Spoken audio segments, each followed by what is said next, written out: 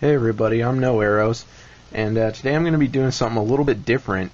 So far I've been mostly reviewing new trades.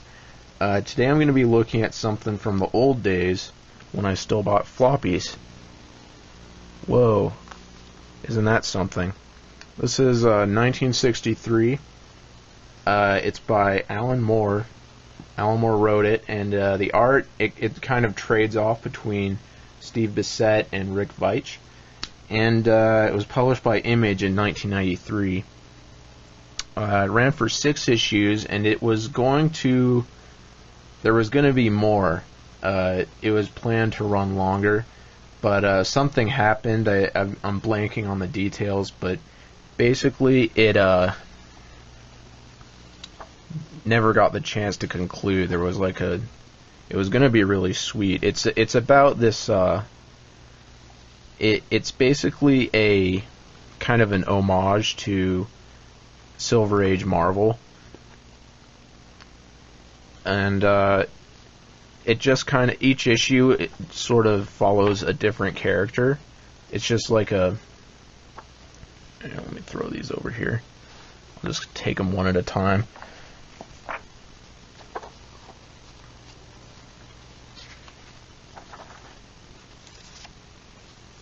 Like, it's sort of a meta thing. It treats these issues as if they're just, you know, like, each issue is just like a random issue from a 60s comic series. Like, this one is Mystery Incorporated, which is kind of a Fantastic Four spoof.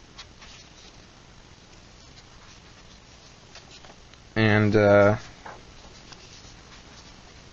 pretty neat that he puts in these, you know, vintage ads too, which is funny.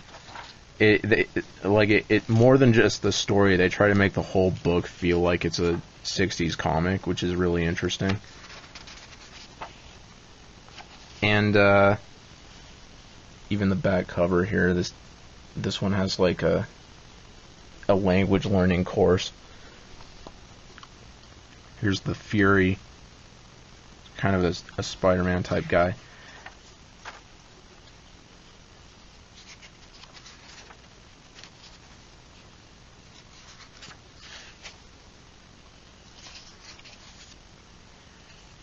And there's sort of a loose continuity between them as well, which is kind of interesting. I won't go too deep into it, but it involves kind of time and interdimensional travel, and the way this comic was going to end, the way it was planned to end, involved all these characters going into the then present, which was 1993, and seeing the way comics had changed since the Silver Age. And they were going to, since this was Image, they were actually going to be mingling with Image characters of the time. So I'm guessing you'd have Spawn in there, and, you know, the Wildcats or whatever. And it was going to be illustrated by Jim Lee. But that just didn't work out. And now, of course, all the Wildstorm characters are over at DC, and all the Image comics are still at Image. So it's not really... The script as it is isn't really publishable now. Monster-sized commies. This is something I wish was real. Like, a lot of the fake ads are things you wish were real. Tales from Beyond, we've got like a Hulk-style guy here, and then this is like a Doctor Strange-type character. This, like, hippie sort of dude. Alright, I think he's like more of a beatnik guy. Beatnik hippie dude. And the stories themselves are interesting. Like, there's some really fun concepts. I think my favorite one is the Tomorrow Syndicate one, I think, which is pretty crazy. Oh wait, which one was it? One of them has like this,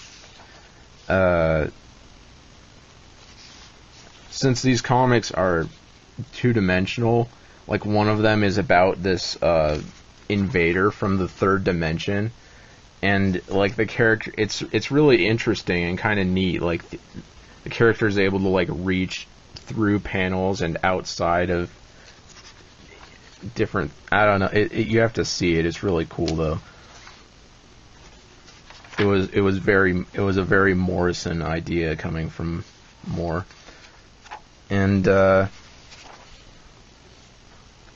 art's great. Of course, Bissette and Veitch are good to begin with, but they do a really good job of. This guy's like a Thor type guy, Horus, Lord of Light. They do a good job of making these comics feel like 60s books.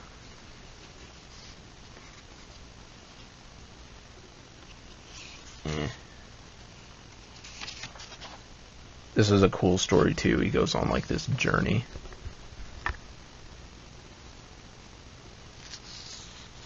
Here he is running up this chain and stuff. Delicious monkey, 1895, tasty seahorses.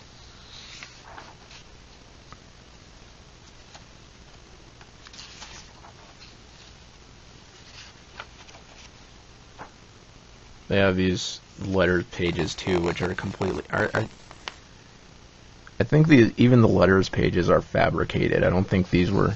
It's been a while since I've read this, but yeah, I don't think these are actual letters sent in by people, which is really funny. Like they really went all out and made this like a fun package more than just a fun comic. Banish clear skin forever. And this is the last issue, Tomorrow's Syndicate, which covers like this Avengers type team, which includes, hang on, I'll list them all here: Horus, Hypernaut, USA, N-Man, Inframan. So yeah, it's like the characters from the previous 5 issues. This is their super team. And there's a neat page here. Where was it? Or a neat spread where this is where they start, where the interdimensional stuff really starts to kick in, and you see all these independent comics characters. But yeah, here we go. We've got a whole bunch of different guys here. Got Cerebus there, and the whole gang.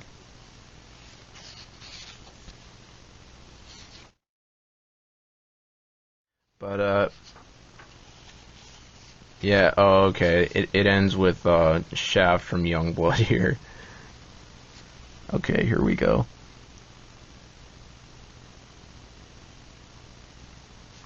Well, Wayfarer, don't just stand there gawping. Get right down to the corner store and reserve your copy of the double image 80-page giant to witness our superhuman 63 stalwarts in their struggle with Spawn, Wildcat, Shadowhawk, Youngblood, the Savage Dragon, and Supreme in All This and Earth 2.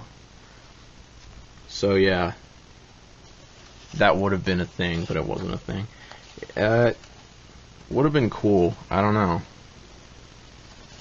For sure. I mean, it builds up, and it does hurt the comic that it never had a conclusion. Like, I can't really. I mean, if this was finished, it would be really sweet. Like, but no one really talks about it. It's not really an essential part of the Moore canon to anyone, just because it's half a story. Although the story, I mean, each story works on its own. Like, there are some interesting individual stories in here, but yeah, it's not as good as it could have been. But all the same, I would give this a 7. It's very interesting, and it's cool. If you like Moore, you'll definitely like it. If you like Silver Age comics, Silver Age Marvel, you'll definitely enjoy it. It's worth reading for sure. There's neat ideas, good art, cool characters too. I forgot to mention that.